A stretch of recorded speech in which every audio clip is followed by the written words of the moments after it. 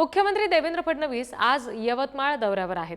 फडणवीस सपत्नीक पोहरादेवीमध्ये येणार आहेत। रामनवमी निमित्त होणाऱ्या कार्यक्रमाला ते हजेरी लावणार आहेत।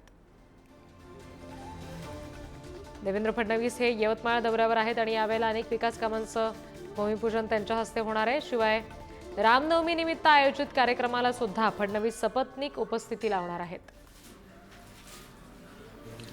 ओम जय जगदंबे नमः। मुख्यमंत्री देवेंद्र फडणवीस सपत्नीक पोहरादेवीत येणार आहेत। देवीची आरती करतील आणि इतरही रामनवमी निमित्त आयोजित कार्यक्रमांसाठी ते हजेरी लावतील।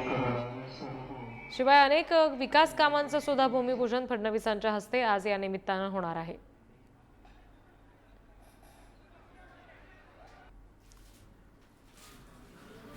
देवेंद्र फडणवीस हे त्यांच्या पत्नी अमृता फडणवीस यांच्यासह यवतमाळमध्ये पोहरादेवीत येणार आहेत।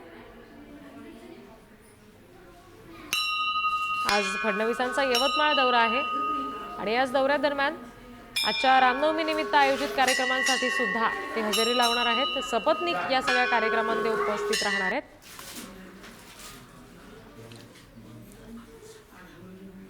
शिवाय इतरही विकास कामांचं भूमिपूजन हे त्यांच्या हस्ते होणार आहे असं कळतंय।